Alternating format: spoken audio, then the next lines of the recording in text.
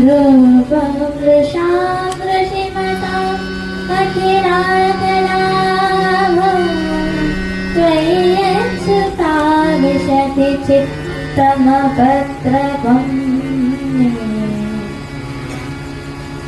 श्रुत्वा गुणान् भुवन सुंदर शृण्वन्ति निर्दिश्य कर्ण विवराय हरतोंगतापम् रूपं दृशां दृशिमताम् अखिलार्थलाभम् त्वय्यच्युता विशन्ति चित्तमपत्रपम्। हे त्रिभुवन सुंदर, ऐकणाऱ्यांच्या कानांमार्फत आपले गुण त्याच्या हृदयात प्रवेश करून त्याची त्रिविध ताप नष्ट करतात।